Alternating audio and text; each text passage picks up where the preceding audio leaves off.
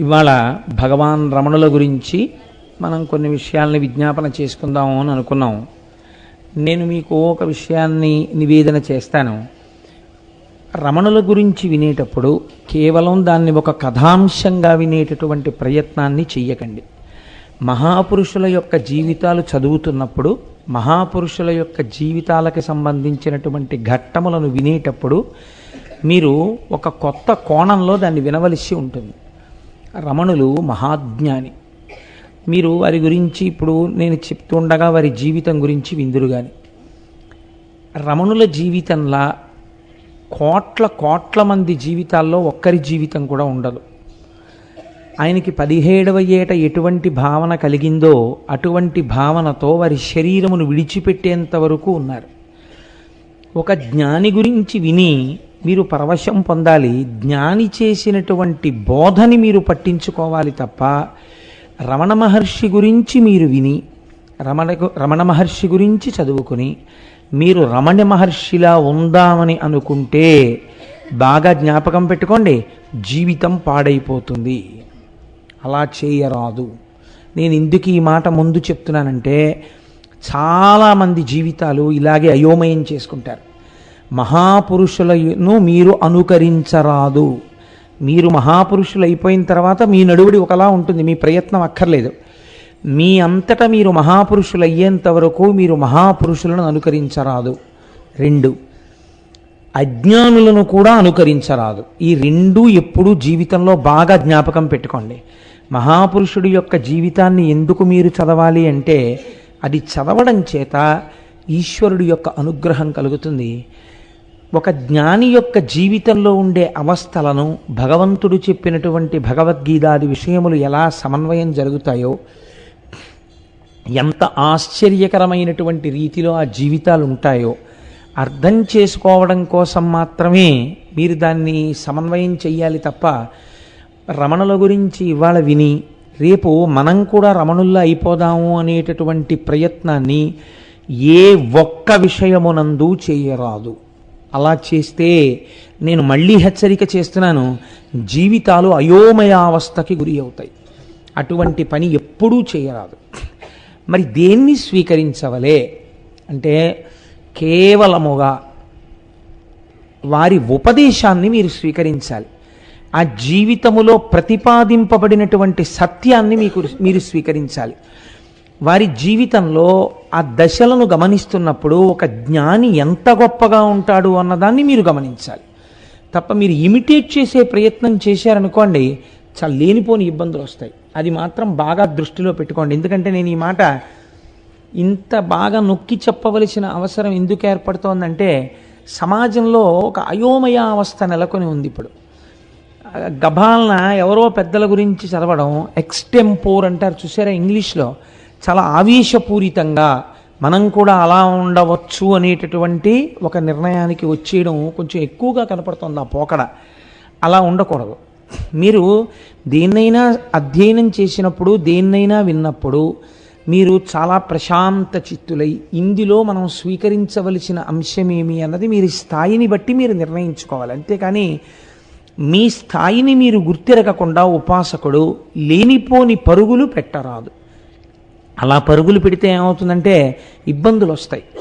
కాబట్టి మీరు దాన్ని బాగా దృష్టిలో పెట్టుకుని ఈ విషయాన్ని వినండి. 2, నేను ఒక్క విషయం చెప్తే మీకు బాగా అర్థం చేసుకుంటారు.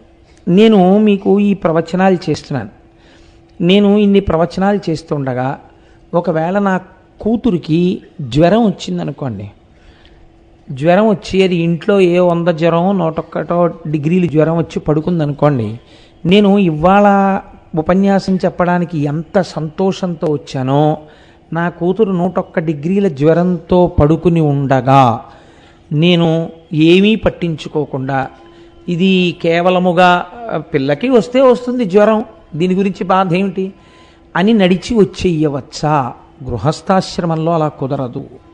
నువ్వు గృహస్థుగా ఉన్నంతకాలం నువ్వు వారి గురించి పట్టించుకోవలసిన బాధ్యత కూడా నీకుంది. నీ బాధ్యతని నువ్వు నిర్వర్తిస్తూ తామరాకు మీద నీటి బొట్టులా ఉండాలి. అంతేకాని గృహస్థు వేరొక ఆశ్రమంలో ఉన్న వాళ్ళని మీరు అనుకరించరాదు.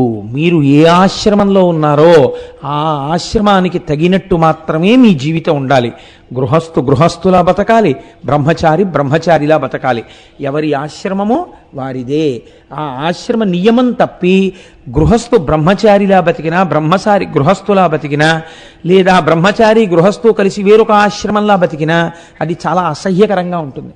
అలా ఎప్పుడూ చేయరాదు. ఏ ఆశ్రమంలో ఉండవలసిన వాళ్ళు ఆ ఆశ్రమంలో ఉన్నట్టే కనపడాలి.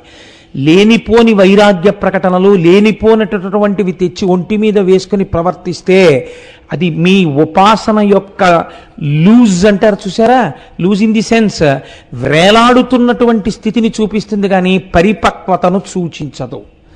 అది ఎప్పుడు జ్ఞాపకంలో పెట్టుకుని ఉపాసనని సిద్ధింప చేసుకోవాలి. ఒక జ్ఞాని ఎలా ఉంటాడో తెలుసా అండి? మీరు ఒక చెరుకు కర్రని తీసుకొచ్చి ఒక చివరి భాగాన్ని పంటి కింద పెట్టి నవిలేరనుకోండి, అది తీయగా ఉంటుంది. మీరు ఒక మరలోకి పెట్టి చెరుకు కర్రని నలిపేశారనుకోండి, అది తీయగా ఉంటుంది. మీరు ఒక కత్తి తీసుకొచ్చి చెరుకు కర్రని నరికేశారనుకోండి, నరికేసి దానికి అంటుకున్న తడిని ఇలా ముట్టుకుని నాలుక మీద రాసుకున్నారనుకోండి, తీయగా ఉంటుంది. చెరుకు కర్రని మీరు ఏం చెయ్యండి తీయగానే ఉంటుంది. చెరుకు కర్రని మీరు ఏం చేసినా చెరుకు చేదుగా మారదు. అంటే అసలు దేని చేత మానము అవమానము అన్న ఈ రెండు స్థితులు అసలు ఉంటాయనేటటువంటి ఎరుక దాటిపోతారు వాళ్ళు. ఆ ఎరుక దాటిపోయిన స్థితి వేరు. అది తనంత తానుగా జ్ఞానం కలగాలి. అలా కలిగి నడయాడినటువంటి వారు మహాపురుషులు తప్ప మనం అలా చెరుకు కర్ర నేను అయిపోయాను అన్న భావనతో నిలబడ్డాం అనుకోండి, చాలా అసహ్యంగా ఉంటుంది. అలా నిలబడకూడదు కదా. ఇప్పుడు మీరు ఈ నేపథ్యంలో భగవాన్ రమణుల గురించి వినండి.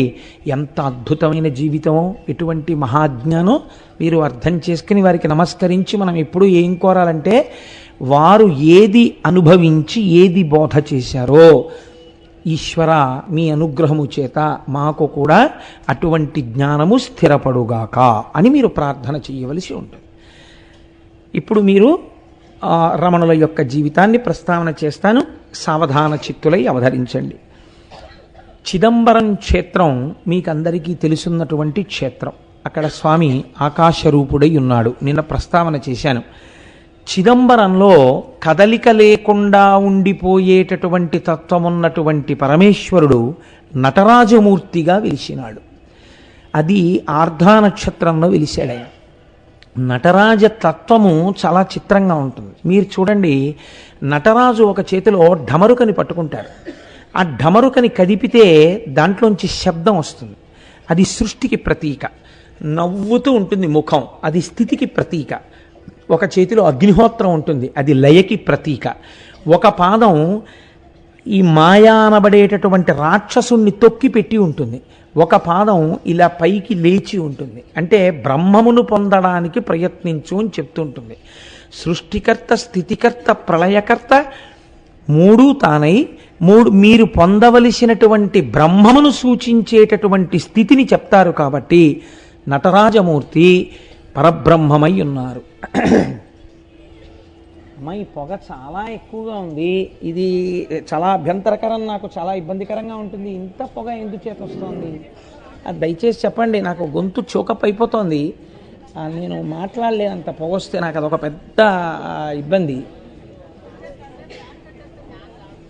అది ఎందుచేత వస్తుందో, చాలా పొగ వచ్చేస్తోంది, గొంతు చోకప్ అయిపోతుంది ఫాస్ట్గా. అది నాకున్న ఇబ్బంది. అంత థిక్ సెంటెడ్ స్మెల్ నేను చూడలేను. అది నాకు పడదు కంఠానికి. లోపల నాస్ట్రిల్స్ అన్నీ మండిపోతుంటాయి. కాబట్టి ఆ నటరాజస్వామి ఆర్ద్రా నక్షత్రంలో చిదంబరంలో ఆవిర్భవించినటువంటి రోజు ఏది ఉన్నదో అటువంటి రోజున మహానుభావుడైనటువంటి రమణ మహర్షి తిరుచుళి, అంటే దాన్ని శాస్త్రము త్రిశూలపురము అని పిలిచాయి పురాణాలు. త్రిశూలపురము అని పిలవబడినటువంటి ఊరిలో వేయించేసి ఉన్నటువంటి మహానుభావుడు, ఆయన్ని భూమినాథేశ్వరుడు అని పిలుస్తారు. పరమశివుణ్ణి సహాయాంబ అని అమ్మవారికి పేరు. అంతే కదండి. నిజానికి ఆయనే ఈ సమస్త సృష్టికి కారకుడు. ఆయనకి సహాయాంబ అంటే అమ్మవారు మాయాస్వరూపిణి అయి సహకరిస్తుంది. కాబట్టి భూమినాథేశ్వరుడు, సహాయాంబ అనేటటువంటి పేర్లతో వెలిసినటువంటి ఆ తిరుచులి గ్రామంలో సుందరయ్యర్ అనబడేటటువంటి ఒక బ్రాహ్మణుడు, ఆయన పరాశర గోత్రీకుడు, పరమ భక్తి తత్పరత కలిగినటువంటి వాడు. ఆయన భార్య పేరు అళగమ్మ గారు. తమిళంలో అళగమ్మ అంటే సొంపైనది, సొంపు కలిగినది అని అర్థం. సొంపు అంటే అందమునకు మారు పేరు. ఆవిడ చాలా సొంపుగా ఉన్నారండి అంటే చాలా అందంగా ఉన్నారండి అని అర్థం. సుందరము అన్న మాట కూడా అందమనే పేరు.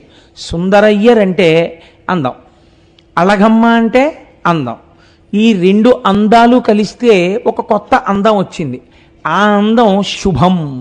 శివుడికి మారు పేరు శుభం, శోభనం, సుందరం. ఈశ్వరుడికి కూడా ఆ మీనాక్షి అమ్మవారి యొక్క భర్తగా ఉన్నటువంటి పరమేశ్వరుడికి సుందరేశ్వరుడు అని పేరు. ఆయన సుందరుడే. కాబట్టి సుందర్ అయ్యర్కి, అళగమ్మ గారికి జన్మించినటువంటి సంతానమే 3వ సంతానము భగవాన్ రమణ మహర్షి.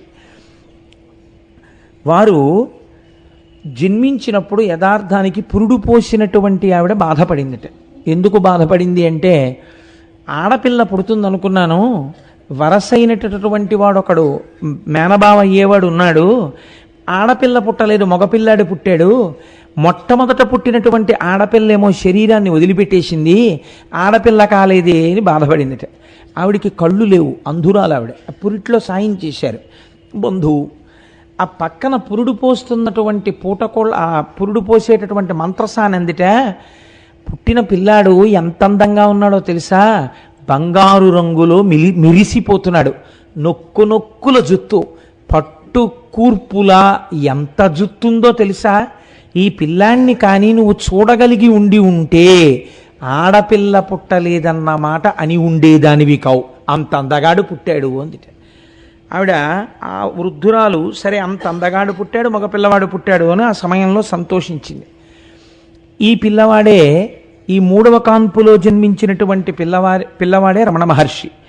ఆ తర్వాత ఒక కుమారుడు కలిగాడు, ఆయన పేరు నాగసుందరుడు. ఆఖరణ పుట్టినటువంటి అమ్మాయి పేరు అలమేలు. వారికి కులదైవం వెంకటేశ్వరుడు. కాబట్టి పుట్టినటువంటి పిల్లవాడికి ఏ పేరు పెట్టాలి అని ఆలోచన చేశారు. ఆలోచన చేసి వెంకటేశ్వరుడు అన్న పేరు వచ్చేటట్టుగా వెంకటరమణన్ అని పేరు పెట్టారు. అలా వెంకటరమణన్ అని పేరు పెట్టడానికి ఒక కారణం ఉంది. వీళ్ళ ఇంట్లో ఒకానొకప్పుడు ఒక సాధువు వచ్చి వీధిలో నిలబడి భవతి భిక్షాందేహి అన్నాడు.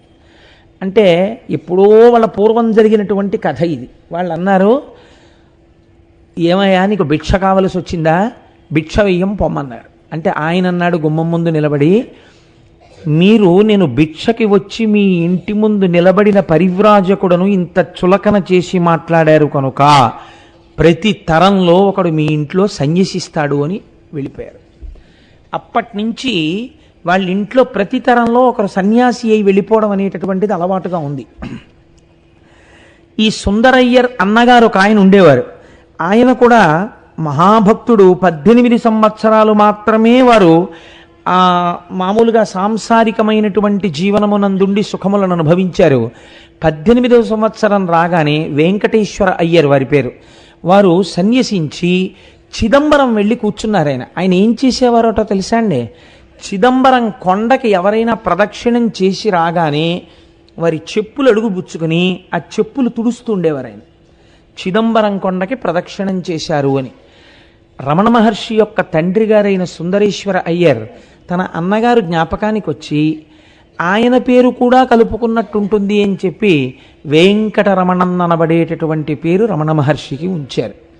వారు భవిష్యత్తులో వారే భగవాన్ శ్రీ రమణ మహర్షి అని పిలువబడ్డారు. ఈయన చిన్నతనంలో ఏకసంతాగ్రాహి. ఈ పిల్లవాడు కొంచెం పెరిగి పెద్దవాడు అవుతున్నాడు. 8వ ఏట ఉపనయనం చేశారు తండ్రి గారు. ఇంగ్లీష్ చదువు నేర్పించాలనేటటువంటి ఉద్దేశ్యంతో తమ్ముడు ఉన్నాడు సుందరేశ్వర అయ్యర్ గారికి. ఆయన పేరు సుబ్బ అయ్యర్ అంటారు. ఆ సుబ్బ అయ్యర్ అనబడేటటువంటి ఆయన దిండిగల్లో ఉద్యోగం చేస్తున్నారు. అక్కడ ఇంగ్లీష్ మీడియం స్కూల్స్ ఉన్నాయి. అందుకని రమణ మహర్షిని, నాకంటే అలవాటు మీద రమణ మహర్షి వస్తుంది, అప్పటికి రమణ మహర్షి అన్న పేరు లేదు, వెంకటరమణన్ గారిని, వెంకటరమణన్ని ఆయన యొక్క అన్నగారైనటువంటి నాగస్వామిని ఇద్దరినీ కూడా ఆ దిండిగల్ పంపించారు. పంపిస్తే అక్కడ ఇంగ్లీష్ మీడియం స్కూల్స్లో చదువుకునేవారు. చిన్నతనంలో ఈ వెంకటరమణన్ చాలా ఆశ్చర్యకరమైనటువంటి జీవితం. ఎందుచేత అంటే ఈయన ఎటువంటి నిద్రపోయేవారంటేట, అసలు ఆ నిద్రపోతుంటే గుద్దేసినా సరే ఆయనకి తెలిసేది కాదు. చిత్రం ఏమిటంటే, ఒకసారి వాళ్ళ ఇంట్లో సుబ్బయ్యర్ గారింట్లో కొడుకు పుట్టినరోజు అవుతోంది. చీకటి పడిపోయింది, 7 అలా అయింది టైము. ఒక్కసారి మేము గుళ్ళోకి వెళ్ళి నమస్కారం చేసుకొస్తాం, నువ్వు చదువుకుంటున్నావు కదా చదువుకుంటుండు అని చెప్పి అన్నం పెట్టేసి వాళ్ళ పిన్నమ్మ గారు, బాబాయ్ గారు, వెంకటరమణన్ యొక్క అన్నగారైనటువంటి నాగస్వామి, ఇతర కుటుంబ సభ్యులందరూ పక్కనున్న దేవాలయంలోకి వెళ్ళారు మధురలో. ఈయన్ని ఆ దిండిగల్లో దీపం తగ్గించుకుని పడుకోమన్నారు. నువ్వు చదువుకుంటుండు అన్నారు. ఈయన చదువుకుని కొంతసేపు అయిపోయిన తర్వాత నిద్ర వస్తోందని చెప్పి దీపం తగ్గించి నిద్రపోయారు. వాళ్ళు దేవాలయంలో దర్శనం చేసుకుని తిరిగి వచ్చారు. తలుపులు కొట్టారు, పెద్ద పెద్ద చప్పుళ్ళు చేశారు, అందరూ కలిసి అరిచారు, కేకలేశారు. ఊరంతా పోగొడిపోయింది. ఈయన మాత్రం నిద్ర లేవలేదు. ఇప్పుడు లోపలున్న పిల్లవాడికి ఏదో ప్రమాదం జరిగి ఉంటుంది అని ఆలోచించి ఈ అన్నగారైనటువంటి నాగస్వామి గోడ దూకి లోపలికి వెళ్ళాడు. గోడ దూకి లోపలికి వెళ్ళి తలుపులు తాళం తీశారు. బయట నుంచి తాళం తీసేటటువంటి స్థితిలో ఉన్న తాళం కప్పది. అదృష్టవశాత్తు ఊళ్ళో ఉన్న ఎవరి తాళం చెవో సరిపోయింది. తాళం తీసి అందరూ లోపలికి వెళ్ళారు. చిత్రం ఏమిటంటే, నిద్రపోతున్న వెంకటరమణన్ని ఇంతమంది కలిసి గుద్దేశారు, ఇంతమంది కలిసి పొడిచారు, మీదెక్కి తొక్కారు. ఆయన లేవలేదు. ఆయన తర్వాత ఎప్పుడో లేచారు. లేచి ఏమిటి మీరు ఇంతమంది ఉన్నారు ఇంట్లో అని అడిగారు. అడిగితే, ఇంతమంది ఉండడం ఏమిట్రా, ప్రారంధం ఇదేం నిద్ర రా, అసలు ఇంత ముద్దు నిద్ర ఏమిట్రా నీకని అడిగారు. ఆయన చిన్నతనంలో ఆటలాడుకునేటటువంటి రోజుల్లో మంచి క్రీడా ప్రావీణ్యం ఉన్నవారు. అందరూ ఆయన చేతిలో ఓడిపోయేవారట. ఈ ఓడిపోయిన వారు ఆయన మీద కక్ష ఎలా తీర్చుకోవాలి అని ఆయన నిద్రపోతున్నప్పుడు లేపి 2 భుజాల కింద చేతులేసి నడిపించి తీసుకుపోయి ఆ వైఘానది ఒడ్డున పడుకోబెట్టి కావలసినంత కుమ్మేసేవారు ఈయన నిద్రలో. ఎందుకంటే ఆయన లేచి ఉంటే కొట్టడం కష్టం. అందుకని నిద్రపోతున్నప్పుడు ఆయన్ని కుమ్మేసి వెళ్ళిపోయేవారు. ఆయన హాయిగా అలాగే పడుకుని లేచి వచ్చేసేవారు. అసలు అది చాలా అసాధారణమైనటువంటి నిద్ర. అటువంటి నిద్ర అలవాటు కలిగినటువంటి వ్యక్తి వెంకటరమణన్. ఈయన అప్పుడప్పుడు తర్వాత బాబాయ్ గారికి మధుర వెళ్ళినప్పుడు, మధుర ట్రాన్స్ఫర్ అయింది, ఆ మధురలో చదువుకుంటుండేవారు. చదువుకునే రోజుల్లో ఈయన అప్పుడప్పుడు మాత్రమే వెళ్ళారు మీనాక్షి అమ్మవారి దేవాలయానికి. వెళ్ళారో దర్శనం చేసుకుని వచ్చేస్తుండేవారు. ఆయనకి మధుర వెళ్ళినటువంటి రోజులలో ఉన్న అలవాటు ఏమిటంటే, రాత్రి 10 అవగానే ఇంట్లో అందరూ నిద్రపోతుండగా ఓ తలగడా పెట్టి దాని మీద దుప్పటి వేసేసి అందరూ నిద్రపోయారన్న తర్వాత గోడ దూకి బయటికి వెళ్ళిపోయి, ఈయన వెళ్ళిపోతూ ఇంకో పిల్లాడున్న ఇంటి గోడ మీద ఓ రాయి పెట్టేవారు. ఆ పిల్లవాడు కూడా ఇలాగే తలగడా పెట్టి గోడ దూకేసి, ఇంటి గోడ మీద రాయి ఉందంటే వెంకటరమణన్న ఆడడానికి నది ఒడ్డుకి వెళ్ళాడనమాట. ఈ రాయి చూడగానే పిల్లలందరూ గోడలు దూకి అక్కడికి చేరేవారు. తెల్లవారుజామున 3 గంటల వరకు ఆడేవారు నది ఒడ్డున. 3 గంటలకు వచ్చి గోడలు దూకి మళ్ళీ లోపలికి వెళ్ళి తలగడాలు తీసేసి పడుకుని నిద్రపోయేవారు. నేను వీటిని ఎందుకు మీకు చెప్తున్నానో తెలుసా అండి?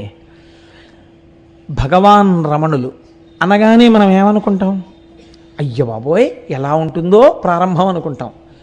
మీరు సామాన్యమైనటువంటి వ్యక్తి యొక్క జీవనము ఎలా ఉంటుందో అంతకన్నా కూడా చాలా దుడుగు స్వభావముతో కూడినటువంటి జీవితమే ప్రారంభం. రమణ మహర్షికి ఆయనతో కలిసి ఆడుకున్న వాళ్ళల్లో రంగాచారి గారిని ఒక ఆయన ఉండేవారు. ఆయన ఒకానొకప్పుడు భగవాన్ రమణులు మహాజ్ఞానం అయిపోయిన తర్వాత వెళ్ళి సాష్టాంగ నమస్కారం చేసి అడిగారు, నువ్వు వెళ్ళిపోతూ ఎందుకు చెప్పలేదు ఆ రోజున అని అడిగారు. నాకు తెలుసా వెళ్ళిపోతున్నట్టు అని అడిగారు ఆయన. కాబట్టి ఇటువంటి స్థితిలో ఆయన ఆటలు పాటలు ఇవి సాగుతూ ఉండేవి. చాలా చిత్రమైన విషయం ఏం జరిగిందంటే, భగవంతుడి యొక్క అనుగ్రహం కాలంలో ఎక్కడో వస్తుంది. ఇప్పటి వరకు వారు చదువుకున్నది ఏమైనా ఉందా? ఓ ప్రస్థానత్రయమో, గురువు దగ్గరికి వెళ్ళి భాష్యాలు చెప్పుకోవడమో, లేకపోతే పౌరాణిక సాహిత్యం చదవడమో ఏమైనా ఉందా అంటే ఆయనకేం తెలియదు, ఆయన ఏం చదవలేదు, ఆయనే చెప్పారు. ఒకానొక రోజున మాత్రం ఒక చిత్రమైనటువంటి విషయం జరిగింది.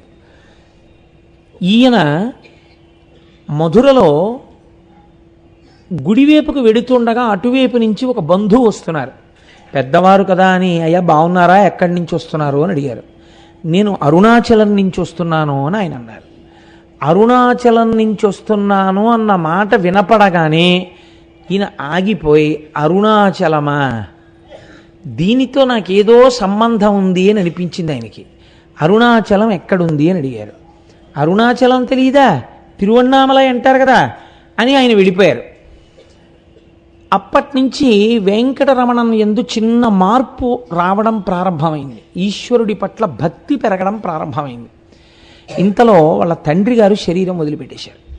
వాళ్ళ నాన్నగారు శరీరం వదిలిపెట్టేటప్పటికీ వెంకటరమణన్ యొక్క అన్నగారైనటువంటి నాగస్వామి గారికి 14 ఏళ్ళు, వెంకటరమణన్కి 12 ఏళ్ళు, నాగసుందరం అనబడేటటువంటి తమ్ముడికి 6 ఏళ్ళు, అలమేలు అనబడేటటువంటి ఆడపిల్ల అసలు పారాడుతున్నటువంటి పసిపిల్ల. ఈ నలుగురు ఉండిపోయారు. తండ్రి గారు వెళ్ళిపోయారు. ఆయన కొలువులో 2 రూపాయలకు ఉద్యోగం చేసేవారట నెలకి. కానీ ఆయన మాటకారితనం, మంచితనం, నేర్పరితనంతో ఏమీ చదువుకోకుండా ఆ రోజుల్లో ఇచ్చేవారట. నైపుణ్యాన్ని బట్టి లాయర్ పట్టా పుచ్చుకుని ఆయన కోర్టుల్లో కేసులు వాదించి మహాైశ్వర్యవంతుడై చాలా డబ్బు సంపాదించి తిరుచెలిలో ఈశాన్యం వైపు ఒక స్థలం కొని ఊరికి శ్మశానంగా బహూకరించారు. బహూకరించిన తరువాత బహుశः ఆయనే మొట్టమొదటి శవం అక్కడ. ఎంత చిత్రమో చూడండి. వారు శరీరాన్ని వదిలిపెట్టారు.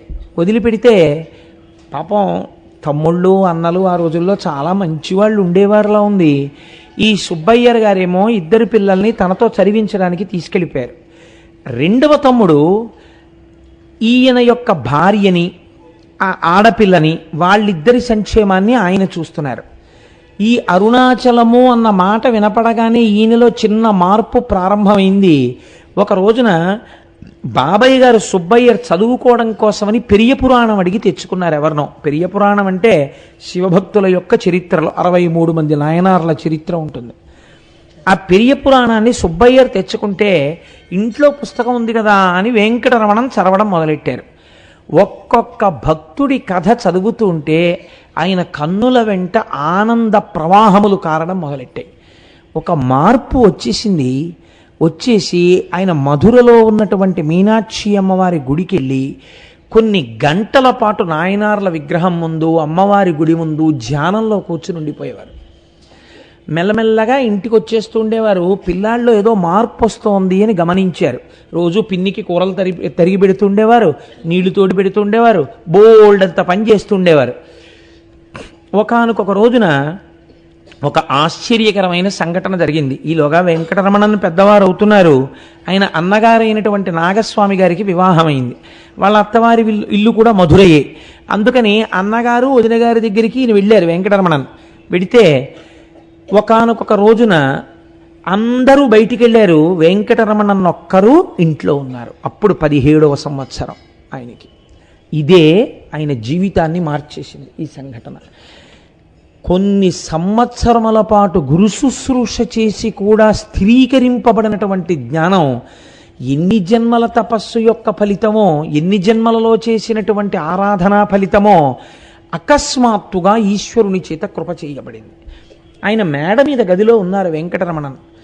కూర్చున్నారు మామూలుగా. కూర్చునుండగా ఆయనకి ఇంకా ఊపిరి మంద్రం అయిపోయినట్టు, గుండెలు నీరసపడిపోయి కొట్టుకోవడం ఆగిపోతున్నట్టు, శరీరం అంతా శోషించిపోయి ఒంటికి చెమటలు పట్టేస్తున్నట్టు, ఇంకా కొద్ది క్షణాల్లో తాను మృత్యువుని పొందబోతున్నట్టు అనిపించింది. ఉత్తర క్షణంలో ఆయనకు వచ్చిన రెండో ఆలోచన ఏమిటంటే, సరే ఇప్పుడు నేను కిందకెళ్ళి ఎవరినో పిలిచినా ఈ శరీరమునకు మృత్యువే వస్తే ఆగదు, కాబట్టి ఎవరినో పిలవడం కన్నా అసలు మృత్యు అనగానేమీ తెలుసుకుంటాను అనుకుని శరీరం మృత్యువుని పొందడానికి వీలుగా నేల మీద పడుకున్నారు. పడుకుని శరీరంలో మృత్యు వస్తున్నప్పుడు ఏం జరుగుతోంది అన్నదాన్ని సాక్షిగా చూస్తున్నారు. అంటే నేను మృత్యువు పాలైపోతున్నానని మనం శరీరాన్ని చూసి బెంగెట్టుకుంటాం. ఆయన మృత్యువు పాలవుతున్నటువంటి శరీరాన్ని నేను అన్న అహంస్ఫురణతో సాక్షిగా చూడడం మొదలెట్టారు. మొట్టమొదట జరిగింది ఏమిటంటే పాదాల దగ్గర నుంచి కాళ్ళన్నీ బిగిసిపోవడం మొదలెట్టాయి. బిగిసిపోయి పెదవులు బాగా ఇలా నొక్కుకుపోయి కన్నులు అలా మూతలు పడిపోయి శ్వాస ఆగిపోయి ఒళ్ళంతా బిగదీసుకుంటున్నట్టుగా అయిపోయి శరీరం అంతా పనిచేయడం మానేసి ఒక కొయ్యి అయిపోయి పడిపోయింది. నేను మిమ్మల్ని చూస్తున్నట్టు మీరు నన్ను చూస్తున్నట్టు మృత్యువుని చూస్తాననుకున్నటువంటి రమణ మహర్షికి సాక్షిగా తానుండగా పడిపోయినటువంటి శరీరాన్ని వారు దర్శనం చేశారు. ఓహో, ఇప్పుడు మృత్యువు శరీరమునకున్నది, ఇది పడిపోయింది, ఇది కొయ్యబారిపోయింది. ఇప్పుడు 10 మంది ఇంట్లోకి వస్తారు, వెంకటరమణన్ మరణించాడు అంటారు అని ఈ శరీరాన్ని శ్మశానానికి తీసుకెడతారు. దీన్ని కాల్చేస్తారు, బూడిద చేస్తారు. కానీ ఏది సాక్షిగా చూస్తోందో అది కాలదు, అది తడవదు, అది ముక్కలు చేయబడదు, అది ఆత్మ, అది సాక్షి, దీనికి మృత్యువు లేదు. కాబట్టి యథార్థ స్వరూపము నేను ఆత్మ, ఇది నా చేత ధరింపబడిన దేహము, కాబట్టి ఇది నేను కాదు. ఆయనకి స్పష్టంగా అర్థమైంది. నేను మీకు చెప్పగలిగానో లేదో కానీ ఉత్తర క్షణం ఆ శరీరంలో కదలిక వచ్చింది. ఆయన మళ్ళీ లేచి కూర్చున్నారు. కానీ శరీరం నుంచి విడిపోయినప్పుడు ఏ సుఖాన్ని పొందారో, సాక్షిగా ఉన్నప్పుడు ఏ ఆనందాన్ని పొందారో, ఆ ఆనందం కోసమని వెంపర్లాట మొదలైంది. ఇప్పుడు తాను ధ్యానం చెయ్యాలన్న తాపత్రయం ఎక్కువైపోయింది. తను వెంకటరమణన్ కూరలు తరుగు అంటే కూరలు తరిగినా, నీళ్లు తోడినా, నేను వెంకటరమణన్ అనుకుని శరీరం వంక చూసుకున్నా ఒంట్లో మంటలు పుట్టినట్టు అనిపించేది. కాబట్టి ఎప్పటికప్పుడు అవకాశం దొరికితే యంత్రం తిరిగినట్టుగా తిరుగుతుండేవారు, ఏమీ మాట్లాడేవారు కాదు. అవకాశం దొరికితే కూర్చుండిపోయి అంతర్ముఖులైపోయి తాను సాక్షిగా ఉంటూ అన్నీ చూస్తుండేవారు. ఇది అలవాటు పడిపోయింది. ఇది అలవాటు పడిపోతే ఒకరోజు మెల్లిమెల్లిగా ఈయన మీద దాడి ప్రారంభమైంది. చదువు మానేశాడు, సంధ్య మానేశాడు, ఓ పుస్తకం ముట్టుకోవడం మానేశాడు. పూర్వంలా ఉత్సాహం లేదు, ఆటలు లేవు, పాటలు లేవు, ఏమీ లేదు. ఎప్పుడు ఏమిటో ఇలా కూర్చుంటాడు. ఎలా ఉండవలసిన వాళ్ళు అలా ఉండాలి, అంటే పిల్లాడంటే చదువుకోవాలి, అంతేగాని ఈ అంతర్ముఖుడైపోయినట్టుగా కూర్చోవడం ఏమిటి అని ఇంట్లో వాళ్ళందరూ దూషిస్తూ ఉండేవారు. ఇలాంటి వాళ్ళకి ఇళ్ళెందుకు, వాకిళ్ళెందుకు, ఎక్కడికో పోయి ముక్కు మూసుకుని తపస్సు చేసుకోవాలి, అరణ్యాలకు పోవాలి అంటుండేవారు. ఆయన అన్నీ సహిస్తూ ఉండేవారు, ధ్యానం చేస్తుండేవారు. ఒక రోజున అన్నగారు మేడ మీద తిరుగుతున్నారు. ఈయన ఒక పుస్తకాన్ని తీసుకుని ఎదురుగుండా కూర్చుని చదువుదామని పుస్తకం విప్పి ఇలా చూశారు. అక్షరాలు కనపడుతున్నాయి కానీ శరీరంలో మంటలు వస్తున్నాయి. ఆయన వెంటనే పద్మాసనం వేసుకుని ధ్యానం చేసుకోవడం మొదలెట్టారు. ఇది అన్నగారు గమనించారు. నేను ఇతపూర్వమే నీకు చెప్పి ఉన్నాను, ఇంత చెప్పినా కూడా నీలో ఏ మార్పు కనపట్లేదు, ఇలా చేసేవాడికి ఇల్లెందుకు అని అడిగారు. అంతే, అంతకుముందు అనలేదా అండి? ఒక మార్పుకి ఏది కారణమవుతుందో మీరు చెప్పలేరు. ఇలా చేసేవాడికి ఇల్లెందుకు, ఈ మాట వినపడగానే ఆయన అనుకున్నారు, నిజమే, నేను ఇమడలేను, వాళ్ళకి సుఖం లేదు, నేను కోరుకుంటున్నది ఏది కోరుకుంటున్నానో దాన్ని నా తండ్రి అయిన అరుణాచలేశ్వరుడి సన్నిధానంలో పొందాలి నేను, కాబట్టి నేను నా తండ్రి దగ్గరికి వెళ్ళిపోతాను అనుకున్నారు. అంతే, పుస్తకం మూసి లేచి నిలబడ్డారు. లేచి నిలబడితే అన్నగారు అన్నారు, ఎక్కడికి వెడుతున్నావు అన్నారు. ఇప్పుడు 12 అయింది, మాకు ఇవాళ విద్యుత్ శక్తి మీద ఒక స్పెషల్ క్లాస్ ఉంది స్కూల్లో, దానికి వెడుతున్నాను అన్నారు. అంటే అబద్ధమే చెప్పారు ఆయన చెప్పారు, ఆయనే స్వయంగా చెప్పుకున్నారు. అంటే అన్నగారు అన్నారు, కింద పెట్టెలో 5 రూపాయలు ఉన్నాయి, నువ్వు ఆ 5 రూపాయలు తీసుకుని మీ పిన్ని, మీ వదిన అన్నం పెడుతుంది, తినేసి నా కాలేజీ ఫీజు నీ స్కూల్కి దగ్గర కాబట్టి ఆ 5 రూపాయలు ఫీజు కట్టేయి అన్నారు. ఓహో, ఈశ్వరుడు నేను తిరువన్నామలై చేరడానికి కావలసిన డబ్బుని కూడా ఏర్పాటు చేశాడు అనుకున్నారు. అనుకుని కిందకి దిగారు, వదిన గారు అన్నం పెట్టారు, కడుపు నిండా అన్నం తినేశారు. అదే రమణులు ఇంట చేసిన ఆఖరి భోజనం. ఇంట్లో వాళ్ళకి తెలియదు అదే ఆఖరి భోజనం అని. పెట్టె దగ్గరికి వెళ్ళారు, 5 రూపాయలు తీసుకున్నారు, ఒక కాగితం తీసి ఉత్తరం రాశారు. ఇది మీరు జాగ్రత్తగా గమనించండి, ఎంత మార్పు వచ్చిందో 17వ ఏట. ఇది ఇంకా శరీరం పడిపోయే వరకు ఇంతే. ఇది తన తండ్రిని వెతుకుకొనుటకు బయలుదేరుచున్నది. దీనిని గూర్చి మీరు ధనవ్యయము చేయవద్దు, వెతకవద్దు, నీ కాలేజీ రుసుము చెల్లింపబడలేదు, రూపాయలు మాత్రము తీసుకొనబడినవి, 2 విడిచివేయబడినవి, ఇట్లు సంతకం లేదు. అంటే నామరూపాలు ఏమిటి? ఇంకా నామం లేదు, రూపం లేదు, ఆత్మ సర్వగతం, దానికి పేరేముంది? అందుకని ఆయన పేరు రాయలేదు. ఇది బయలుదేరినది. ఇది అంటే శరీరం. శరీరం వెడుతోంది, శరీరం అరుణాచలం చేరుతోంది. కాబట్టి శరీరం నేను కాదు, నేను సాక్షిని. అందుకని నేనన్న మాట ఆయన లేఖలో వాడలేదు. ఆయన బయలుదేరారు. స్టేషన్కి వెళ్ళేసరికి తిరువన్నామలై వైపు వెళ్ళవలసినటువంటి ట్రైన్ ఆశ్చర్యకరంగా ఆ రోజున ఆలస్యంగా వచ్చింది. ఇది ఈశ్వరాజ్ఞ అనుకున్నారు. ఆయనకి తెలియదు అప్పుడు కాట్పాడి తిరువన్నామలై లైన్ ఓపెన్ అయిందని. తెలియక అక్కడి నుంచి తిండివనం వెళ్ళడం కోసమని టికెట్ కొనుక్కున్నారు. టికెట్ కొనుక్కుని ట్రైన్ ఎక్కి కూర్చుని ధ్యానం చేస్తూ కూర్చున్నారు.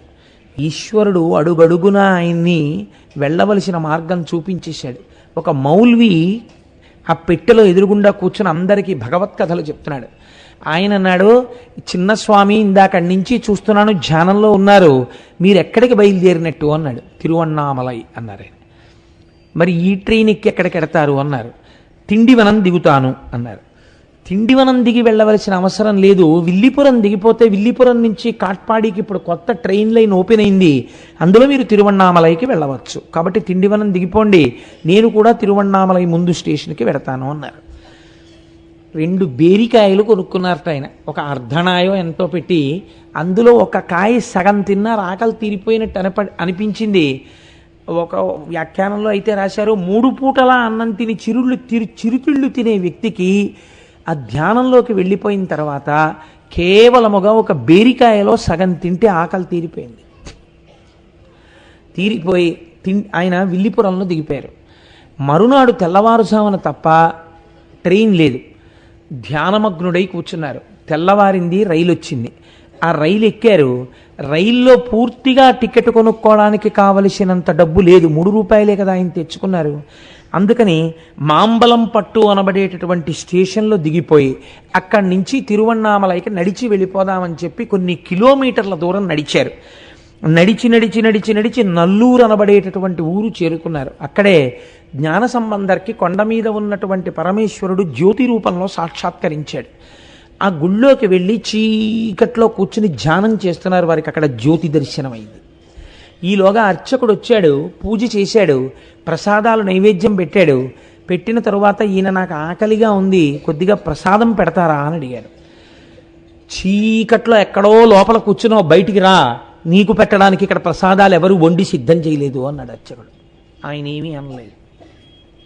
పోనీ ఆకలేస్తోంది, తినడానికి ఏమైనా ఎక్కడైనా దొరుకుతుందా అని అడిగారు. అడిగితే ఇక్కడి నుంచి కీలూరు అనబడేటటువంటి ఊరు ఒక 2-3 కిలోమీటర్లు వెడతాం, అక్కడ మళ్ళీ దేవాలయంలో అర్చన జరుగుతుంది, అక్కడ ప్రసాదంలో మీకు ఏమైనా పెడతారేమో, పోనీ మాతో రండి అని వాద్యగాండ్రు బ్రాహ్మణుల వెనకాతలు వెళ్ళిపోతున్నారు. ఈయన కూడా నడిచి వెళ్ళిపోయారు. అడుగు తీసి అడుగు వేసే ఓపిక లేదు, పిల్లవాడు తిన్నది లేదు పాపం.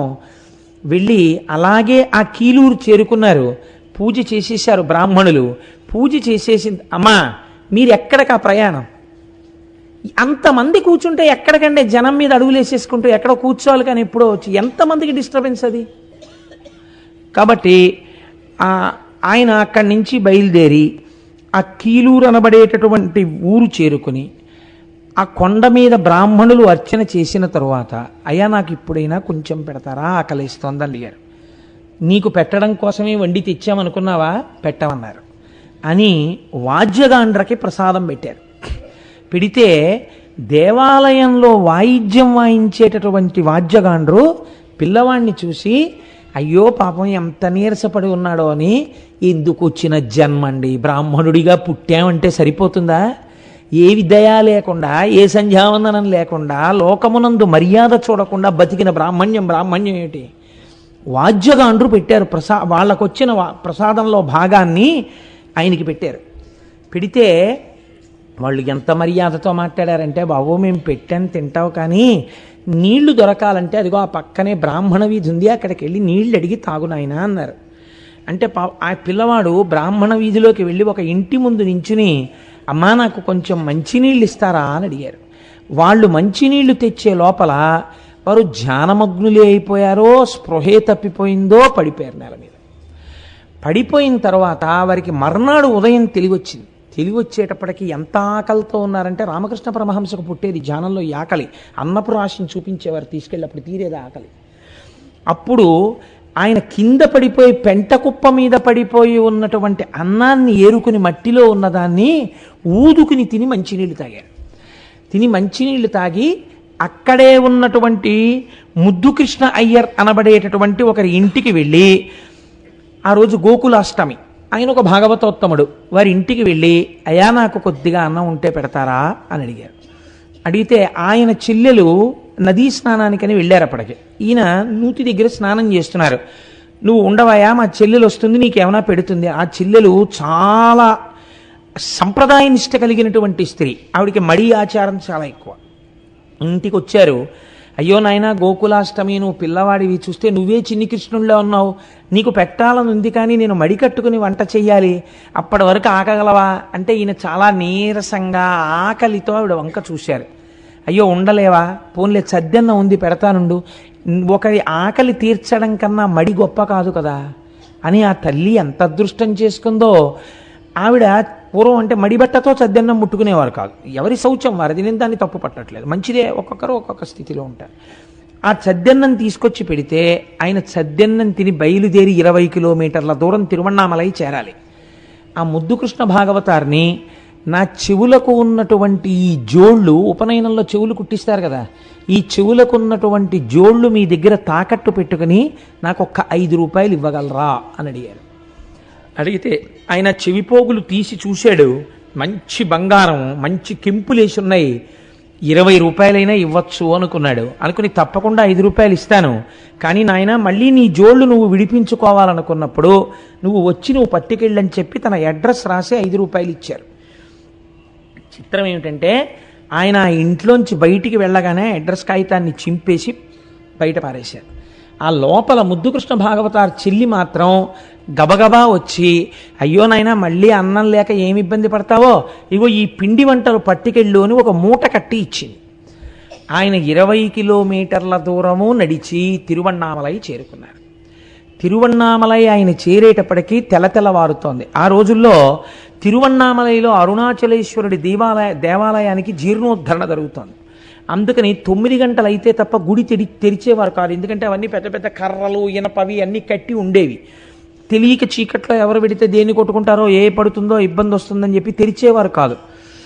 చాలా ఆశ్చర్యకరంగా ఇంకా చీకట్లు విచ్చుకోకముందే ఈయన అరుణాచలేశ్వరుడి గుడి దగ్గరికి వెళ్ళేసరికి అంతరాలయం తలుపులు కూడా తెరిచి ఉన్నాయి, అర్చకులు కూడా లోపల లేరు. దుమ్ము పట్టేసినటువంటి ఒంటితో లోపలికి పోయిన కళ్ళతో ఉన్న ఈ పిల్లవాడు పరుగున అంతరాలయంలోకి వెళ్ళిపోయి శివలింగాన్ని కౌగిలించుకొని ఒక్కటే మాట చెప్పారు, అప్పా మీరు పిలిచారు, నేను వచ్చాను. నాన్నగారండి మీరు పిలిచారు, ఈ కొడుకు వచ్చాడు, అంతే వారు అన్నది. ఈశ్వరుడు ఏమి కృప చెయ్యాలనుకున్నాడో ఆయన బయటికి వచ్చారు. వచ్చి అక్కడే ఉన్నటువంటి ఆ తటాకమునందు స్నానం చేశారు. ఒక్కసారి ఇలా తన ఒంటి మీదకి చూసుకున్నారు. తను వేసుకున్నటువంటి బట్టల్ని విప్పేసి చింపేసి ఒక్క బట్ట మాత్రం గోచీగా పెట్టుకున్నారు. ఆఖరికి మీద ఉన్న యజ్ఞోపవీతం కూడా పరిత్యజించారు. పరిత్యజించి ఆయన సమాధివిష్టులై కూర్చుందామనుకునే సమయంలో ఒక తిరువణ్ణామలైలో తలనీలాలు ఇచ్చేటటువంటి సంప్రదాయం ఒకటి ఉంది. కానీ తిరువణ్ణామలైలో తలనీలాలు ఇస్తే ఆ రోజుల్లో కొంచెం భూరికానుక పుచ్చుకునేవారట చొరకలు. ఒక ఆయన వచ్చి తలనీలాలు ఇస్తావా అని అడిగారు. ఈశ్వరుడు ఈ కట్టెకి వెంట్రుకలు కూడా ఎందుకు అనుకుంటున్నాడు అనుకున్నారు. అనుకుని ఇచ్చేస్తాం అన్నారు. అతను గబగబా చేయి పట్టుకుని తీసుకెళ్ళి ఒక చొరకుడి ఇంట్లో కూర్చోబెట్టారు. దగ్గర మిగిలిపోయినటువంటి డబ్బులో కొంత డబ్బు అతనికి ఇచ్చారు, గుండు చేసేశారు. మళ్ళీ గుళ్ళోకి వచ్చారు. నీటి మధ్యలో నిలబెట్టి కదా గురువులు దీక్షిస్తారు. అందుకని ఈశ్వరుడు ఏమనుకున్నాడో బ్రహ్మాండమైన వర్షం పడి పూర్తిగా తడిచిపోయారు. ఆ మిగిలిపోయిన డబ్బులు, చేతిలో ఉన్నటువంటి పిండి వంటలు సరోవరంలోకి విసిరేశారు. విసిరేసి అరుణాచల దేవాలయంలో ఒక మూల కూర్చొని ఆయన ధ్యానమగ్నులైపోయారు. అంతే. ఇంకా అసలు అన్నం తిన్నానా, అన్నం తినలేదా, లేకపోతే బాహ్య ప్రపంచం ఏమిటి, ఏమీ లేదు. అంతర్ముఖులై అలా కూర్చుంటే ఆ జుత్తు పెరిగిపోయింది, గడ్డం పెరిగిపోతోంది, ఒళ్ళంతా మట్టి పట్టేసింది. ఇలా ఉండగా చాలామంది ఊళ్ళో ఉన్నటువంటి పిల్లలు, ఊళ్ళో ఉన్నటువంటి పెద్దలు ఈయన మీద కుండ పెంకులు విసిరేవారు, రాళ్ళు విసిరేవారు. దానివల్ల ధ్యానంలోంచి బయటకు వచ్చేస్తుండేవారు. ఇలా కాదు అని చెప్పి ఆయన బయలుదేరి ఒకనాడు పాతాళలింగం అని చెప్పి ఒక లింగం, అక్కడ మీరు అరుణాచలం వెళ్ళిన వాళ్ళందరూ చూసి ఉంటారు, ఎప్పుడు తేమగా ఉండేదిట పూర్వకాలంలో. అంటే ఆయన భక్తురాలు ఒక ఆవిడ తర్వాత 1,00,000 రూపాయలు పెట్టి ఆలయాన్ని పునర్నిర్మాణం చేశారు. అది ఒక యోగి సమాధి, చీకటిగా ఉండేది. అందులో మనిషి ఉన్నాడో లేడో కూడా ఎవ్వరికీ తెలియదు.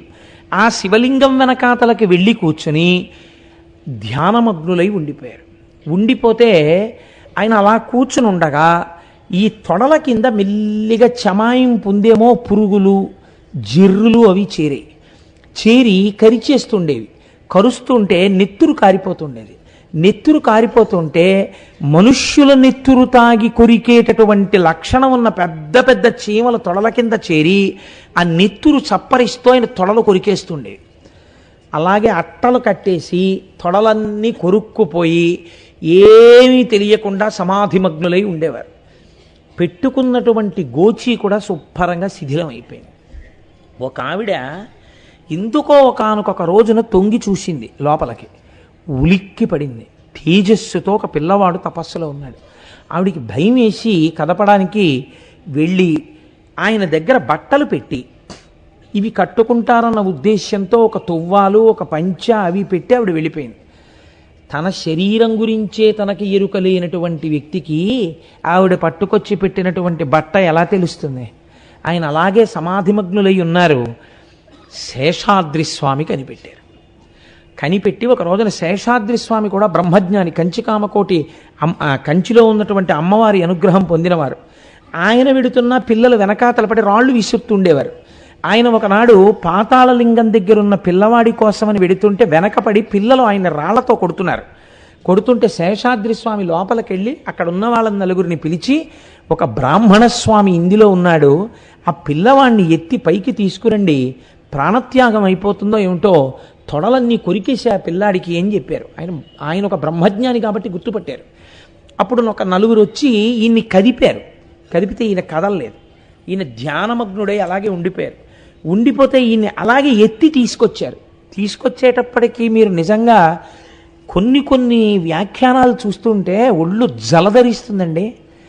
ఆయన్ని ఎత్తి తీసుకొస్తున్నప్పుడు ఈ కిందంతా నెత్తుటి అట్టలు, పురుగులు తింటూ అలా తీసుకొచ్చి కూర్చోబెడితే ఆయన ఒకసారి బహిర్ముఖులై దేవాలయంలో శివలింగానికి అభిషేకం చేసినప్పుడు ముందు పసుపు నీళ్లతో చేసేస్తారు, విభూతితో చేసేస్తారు, పాలు చేసేస్తారు, పంచదార చేసేస్తారు.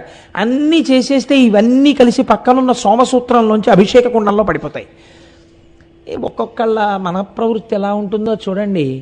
ఈయన ఎప్పుడైనా బహిర్ముఖులైతే అర్చకులు అన్నీ కలిసిపోయినటువంటి ఆఖరికి పోసేసినటువంటి సెంటు లవండరు కూడా కలిసిపోయేది. ఆ పాలో గ్లాసులు అక్కడ పెట్టేవారు. రంగులతోటి అన్ని పైన నూనె, నెయ్యి తెట్లుతో, నూనె ఉండదనుకోండి, నేతి తెట్టుతో ఉన్నటువంటి ఆ పాలని ఆయన తాగేసి అక్కడ పెట్టేసేవారు. ఇది రుచిని కానీ, ఇది నాకు ఇచ్చారేమిటని కానీ ఆయన అడిగేవారు కాదు. ఒకసారి ఒక ప్రధాన అర్చకుడు చూసి చాలా బాధపడి, ఏమయ్యా అంత చిన్న వయస్సులో అటువంటి తపశ్శక్తిని పొందాడు, ఆయనకి అదే ఇచ్చేది, ఉత్సవమూర్తులకు మీరు కేవలము క్షీరాభిషేకం చేసినప్పుడు పాలొక్కటి పడతారు కదా, అవి పట్టుకెళ్ళి అక్కడ పెడుతూ ఉండండి, తాగితే అవి తాగుతారు, లేకపోతే లేదంటే అప్పటి నుంచి పాలు పెట్టేవారు. అలా మహానుభావుడు చాలా కాలం అక్కడ కూర్చుని తపస్సు చేస్తూ ఉంటే రాళ్లతో కొట్టారు, గోళ్లతో గోకారు. ఇంకా ఆశ్చర్యం ఏమిటో తెలుసా అండి, ఉమ్మి కూడా ఉమ్మారు ఆయన మీద. ఆయన తరువాతి కాలంలో ఇక్కడ కూర్చోవద్దు మీరు ఒక్కనాడు ఆయన ఎదురు తిరిగి ఏమిటి అఘాయిత్యం అని ఎవరిని అనలేదు. వాహన మంటపంలోకి దూరి వెళ్ళి అక్కడ కూర్చుని తపస్సు చేస్తుంటే ఆలయ అధికారులు విమర్శించారు రమణ మహర్షిని. తెలుసా అండి, ఎవ్వరికీ కనపడకుండా మంచి పొడుగైన మనిషి భగవాన్, వాహనాల మధ్యలోంచి దూరి ఎవ్వరికీ కనపడకుండా ఓ గోడమూల కూర్చుని, రాత్రి లేదు పగల్లేదు, చీకటి, ఎవ్వరు వచ్చేవారు కాదు, అక్కడ కూర్చుని తపస్సు చేసేవారు. అక్కడున్నారని తెలుసుకుని అక్కడ కూడా ఆయన అలదడి చేశారు. చేస్తే అసలు చీకటి పడితే ఎవరు వెళ్ళేవారు కాదు. ఆలయం దక్షిణం వెనక అసలు ఇప్ప చెట్టు ఉండేది, అక్కడ కూర్చుని తపస్సు చేశారు కొన్నాళ్ళు. ఇలా ధ్యానమగ్నులై ఉండిపోతుంటే మహానుభావుణ్ణి ఉద్దండి నాయనార్ అని చెప్పి ఒక ఆయన ఉన్నారు. ఆయన మహాభక్తుడు, పక్క ఊళ్ళో ఉండేవారు. ఆ ఉద్దండి నాయనార్ ఒకసారి చూశారు. ఒక బ్రహ్మజ్ఞానికి సేవ చేసుకోవాలి అని ఆయన కోరిక. ఆయన తిరువణ్ణామలై వచ్చి పిల్లవాడిని చూసి, అబ్బబ్బబ్బా ఎంతటి బ్రహ్మజ్ఞాని రా, ఈయనతో మాట్లాడదామని 2 నెలలు కూర్చున్నారు.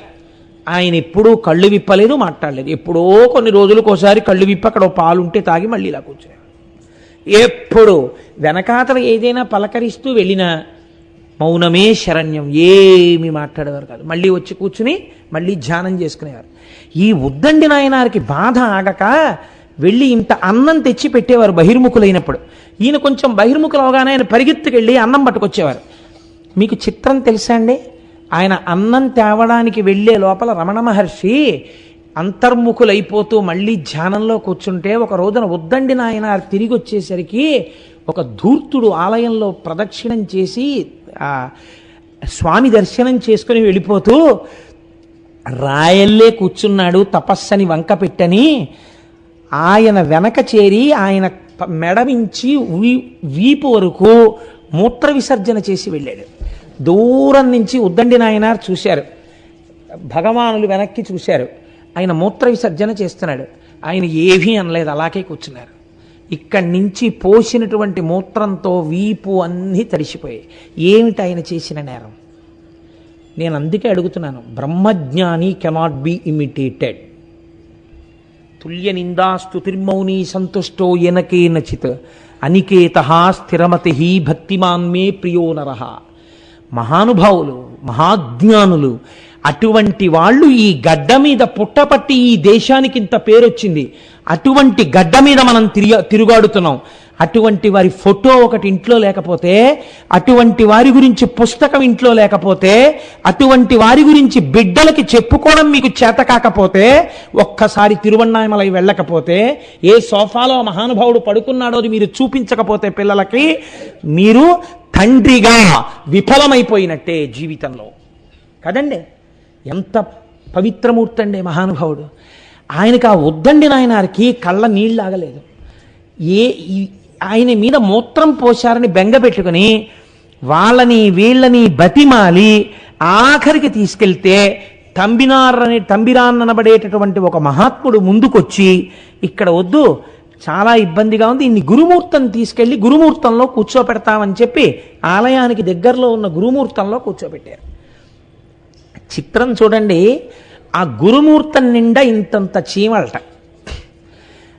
భగవానులు అక్కడ కూర్చునుంటే చెవులు ఇవి అన్నీ పట్టేసి శుభ్రంగా కొరుక్కు తినేస్తుంటే ఆయన ఎంత తపస్సు చేశారంటే, ఆ గురుమూర్తంలో ఆయన అప్పుడప్పుడు ఇలా వీపు గోడకి ఆంచేవారట. ఆయన యొక్క రూపానికి సంబంధించినటువంటి వీపు ముద్ర ఆ గోడ మీద పడింది. అంటే 1 మిల్లీమీటర్ కదలకుండా కూర్చున్న పోస్చర్ అలాగే ఉండేదంతే. ఇలా అంతే, వీపు ఎప్పుడు అలాగే ఆనాలి. ఇలా కానీ అనలేదు అన్ని చీమలు. ఈ తంబిరానుకున్న అలవాటు ఏమిటంటే, ఒక్కొక్కడిది ఒక్కొక్క వెర్రి. నేను చెప్పాను కదా, సరిగ్గా అర్థం చేసుకునే వాళ్ళు లోకంలో తక్కువ మంది ఉంటారు. ఈయన రోజు షోడశోపచార పూజ చేసేవారు. ఆయనకి ఇన్ని చీమలు కుట్టేస్తున్నాయని కాదు, షోడశోపచార పూజ చేసే నైవేద్యం ఈయనకి. చూసి రోజు ఈయన షోడశోపచార పూజకు వచ్చే వేళటికి రమణ మహర్షి అలా పక్కకి వెళ్ళిపోవడం మొదలెట్టారు మౌనంతో. ఇలా చాలా కాలం గడిచిన తరువాత, అబ్బో ఎన్ని కష్టాలు పడ్డారో. కష్టమని నేను అనలేను, ఎందుకంటే జ్ఞానికి కష్టం ఉన్నదా అంటే, జ్ఞాని శరీరమునకు కష్టం ఉన్నది, కానీ జ్ఞానికి లేదు. సాక్షి, శరీరానికి సాక్షి అంతే. నేను ఇప్పుడు ఆ మొత్తం ఘట్టాలన్నీ ఇప్పుడు నేను మీకు చెప్తూ వెళ్ళాను అనుకోండి, వారం రోజులైనా అది సరిపోదు. కాబట్టి నేను వారిని కొండ మీదకి తీసుకెళ్లే ప్రయత్నం చేస్తాను. నేను వారిని తీసుకెళ్ళడం ఏమిటి, అది దర్శనం చేసి సంతోషించే స్థితిని పొందుతాను. వారు క్రమంగా ఆ పైన ఉన్నటువంటి విరూపాక్ష గుహ, చూత గుహ, వీటిల్లో ఆ అరుణాచలం కొండలలో ప్రారంభం చేశారు. అప్పుడే ఒక అదృష్టం జరిగింది. గణపతి దేవాలయంలో తిరువన్నామలైలో ఒక మహానుభావుడు ప్రతిరోజు కూడా పళనిస్వామి అనబడేటటువంటి వ్యక్తి గణపతి సేవ చేస్తుండేవాడు. ఒక రోజు నా ఊళ్ళో ఉన్న ఓ పెద్ద ఆయన అన్నాడు, ఊరే గణపతి సేవ చేస్తే నీకేం వచ్చిందిరా, మహానుభావుడు రా సద్గురువు, ఆయన సేవ చేసుకోరా, వెళ్ళి ఆయనకి ఏమైనా కావాలంటే కిందకెళ్ళి కాస్త అన్నం తెచ్చి పెట్టడం ఇలాంటి పనులు చేసి పెట్టరా అంటే వెళ్ళి ఆ పళనిస్వామి సేవించాడండి. నిజంగా ఒక్కొక్కసారి హద్దు మీరినట్టు కనపడుతుంది రమణుల యొక్క జీవితాన్ని మీరు పరిశీలన చేసినప్పుడు. కానీ నిజంగా మరి అంత ఆశ్రయించి ఉన్నవాడి ఆనందం దుఃఖం వేరుగా ఉంటాయి. ఎంత సేవించాడో ఆ పళనిస్వామి. ఆ పైన ఉన్నటువంటి విరూపాక్ష గుహలో ఉండేవారు. ఆ విరూపాక్ష గుహలో ఉంటే ఆయన సంతోషంగా ఉన్నారని మీరు అనుకుంటున్నారా? సంతోషం ఇన్ ది సెన్స్ ఆయన ఇప్పుడు సంతోషమే, రాశీభూతమైన ఆనందమే. అక్కడ జటాస్వామి అని ఒక ఆయన ఉండేవాడు. ఆయనకి ఏమిటంటే భగవాన్ రమణులు విరూపాక్ష గుహకు వచ్చిన దగ్గర నుంచి ఈయన నిజమైన జ్ఞాని అని చెప్పి అందరూ ఆయన దర్శనం చేయడానికి వెడుతున్నారని ఆయన కోపం. అక్కడికి వచ్చిన వాళ్ళందరినీ భయపెట్టడానికి ఆయన ఏం చేసేవాడంటే పైన గుహమించి పెద్ద పెద్ద బండలు దొల్లించేవాడు. కొండ కదులుతోంది, బండలు పడుతున్నాయి, చచ్చిపోతామని భయపడి దిగి వెళ్ళిపోతుండేవారు అందరూ. ఆయన ఇలా బండలు దొల్లిస్తుంటే ఒక రోజున రమణ మహర్షి వెనక నుంచి వెళ్ళి చేయి పట్టుకున్నారు. పట్టుకుని ఎందుకు చేస్తున్నావు అన్నట్టుగా సైగ చేసి అడిగారు. అడిగితే వాడు వికటాట్టహాసం చేసి అన్నాడు, వాడనక అంతకన్నా గౌరవం నేను ఇవ్వలేను. వికటాట్టహాసం చేసి అసలు నువ్వు ఏం చేస్తావో చూద్దామని తోశాను బండలు, సరదాకి తోశానన్నాడు. సరదాకి తోయడం ఏమిటంటే బండలు ఎవరైనా పడిపోతే ఇది ఒక విచిత్రమైనటువంటి అలవాటు కొంతమందికి ఉంటుంది. చిత్రంగా 5వ ఫ్లోర్ బాల్కనీలో ఓ ఇంత కుండీ పెడతారు. అది ఏ పిల్లాడో తెలియక తోశాడు అనుకోండి, అదే టైంకి కింద ఎవడన్నా ఉంటే నీ ముచ్చట కిందవాడి ప్రాణం మీదకి వస్తుంది. ఎక్కడేం పెట్టాలో తెలుసుకుని ఉండాలి. అందుకని మహానుభావుడు ఆ పైనుంచి బండలు తోసేస్తుండేవాడు. అయినా ఊరుకున్నారు. ఇంకొక స్వామి ఉండేవాడు. ఆయన ఏమిటో తెలుసా అండి చిత్రం, ఎవరైనా రమణ మహర్షి దర్శనానికి ఆయన పుచ్చుకున్నది లేదు, ఆయన ఏం మాట్లాడింది లేదు ఎవరితోటి. ఆ కుర్రాడేనా, నేనే ఉపదేశం చేసింది, నేనే ఇంత వాణ్ణి చేసి తీర్చిదిద్దాను, గురుకట్నం ఏదైనా ఉంటే నాకు ఇవ్వండి అని చెప్పి పుచ్చుకుంటుండేవాడు. ఆయన పుచ్చుకుంటుంటే ఈ విషయం రమణ మహర్షి దర్శనానికి వచ్చినటువంటి వాళ్ళందరికీ తెలిసిపోయి ఆఖరికి వాళ్ళందరూ ఓ రోజు నీ మోహన్ నువ్వేం చెప్పావు ఆయనకి గురువుకి, ఆయన మొదటి నుంచి తపస్సు చేసుకుంటున్నారని నిలదీశారు. నిలదీస్తే ఏమీ మాట్లాడలేదు రమణులు. ఆయన అలాగే కూర్చుని ఉన్నారు గుహలో. అతనికి కోపం వచ్చేసి గబగబా వచ్చి గాండ్రించి అంతమంది మధ్యలో కూర్చున్నటువంటి రమణ మహర్షి యొక్క మొహం మీద ఉమ్మేశారు. ఉమ్మేస్తే ఏమీ అనలేదు భగవాన్. తనకున్నటువంటి తుండుగుడ్డ తీసుకుని ముఖం మీద వేసినటువంటి ఉమ్ము తుడిచేసుకుని కూర్చున్నాడు. అదేమిట్రా అలా ఉమ్మావు అని అనలేదు. కన్నులలో మార్పు లేదు, ముఖంలో మార్పు లేదు, అంతే ఆనందంతో అంతే ప్రసన్నవదనుడై ఆయన కూర్చున్నారు. ఈ స్వామికి ఏమైందో తెలుసా అండి, కిందకెళ్ళి రైలు ఎక్కాడు. ఆయన కోపం వచ్చి నేను వదిలేస్తున్నాను తిరువన్నామలై, మీ బతుకు ఏమైపోతుందో చూడండి, నేను వెళ్ళిపోగానే తిరువన్నామలై ఎలా ఉంటుందో అని. ఏమైపోతుంది, కొంతమంది చేసే పనులకి ఆ ధూర్తతనానికి అర్థం ఉండదు. అందుకని ఈ ఊరు ఏమైపోతుందో చూడండి అని ఆయన రైలు ఎక్కాడు. రైలు ఎక్కితే ఎదురుగుండా ఏదో నవయవ్వనంలో ఉన్నటువంటి కొత్తగా పెళ్ళైన దంపతులు కూర్చుని ఉన్నారు.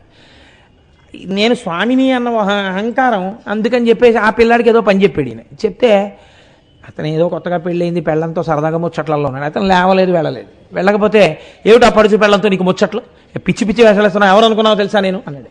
ఏంట్రైంది అక్కడి నుంచి చూస్తున్నాను, ఎవరిని అనుకుంటున్నావు, ఏంటి అస్తమానం ఏంటి పడుచు పెళ్ళంతో కూర్చున్నాడు, నువ్వు అలా కూర్చుంటే కూర్చో, నన్నంటా ఏంటని చెప్పి బూటు తీసి ఇక్కడి నుంచి ఇక్కడ వరకు కొట్టాడు ఆ కుర్రాడు. ఎందుకు కొట్టాడు, పైన ఉమ్మేసి వచ్చాడు ఆయన. ఈశ్వరుడు లేడండి, మహాత్ముల జోలికి వెడితే సజ్జఫలితం వస్తుంది.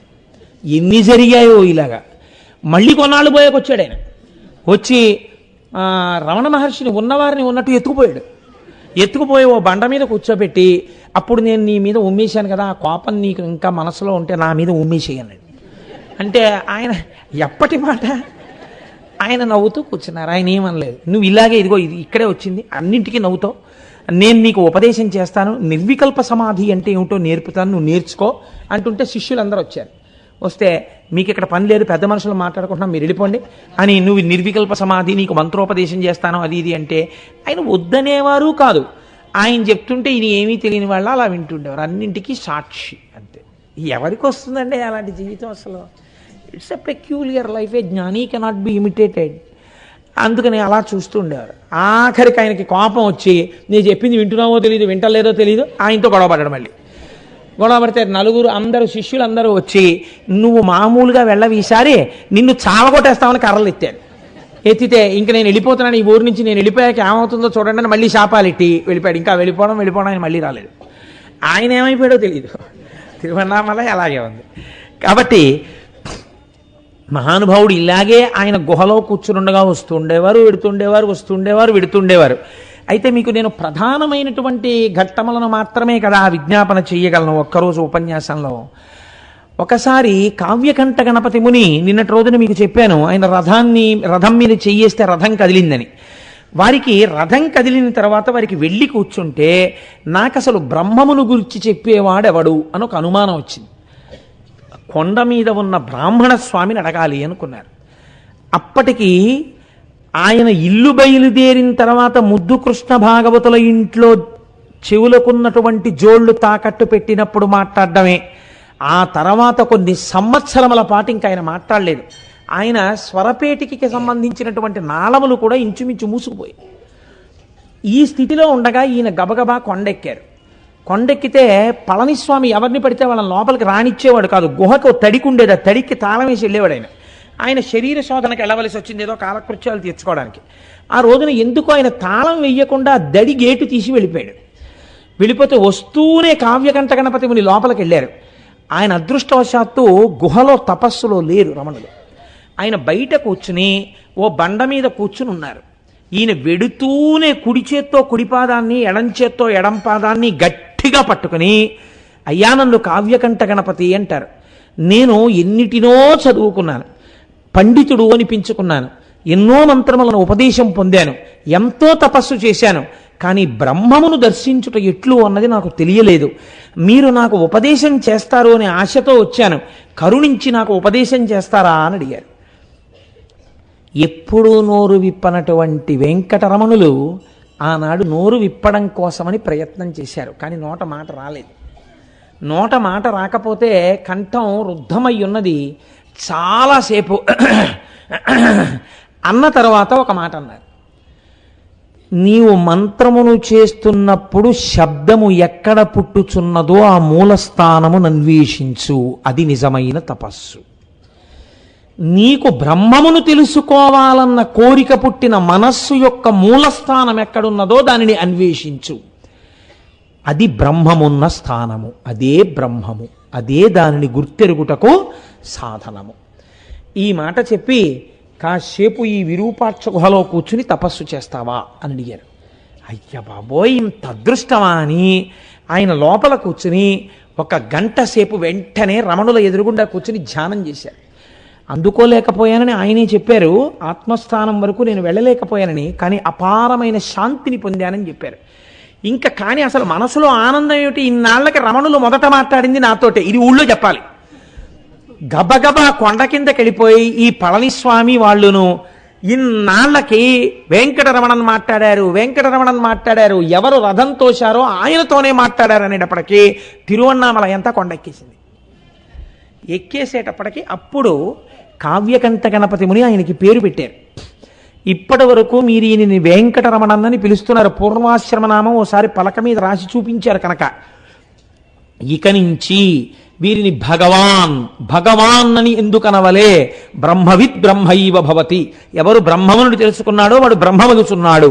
కాబట్టి భగవాన్ రమణ మన అందరికీ కూడా ఆనందదాయకమైన స్థితిని ప్రసాదించగలిగిన వారు మహర్షి, భగవాన్ రమణ మహర్షి అని పిలవండి అని ఆయన పేరు పెట్టారు కావ్యకంఠ గణపతి ముని.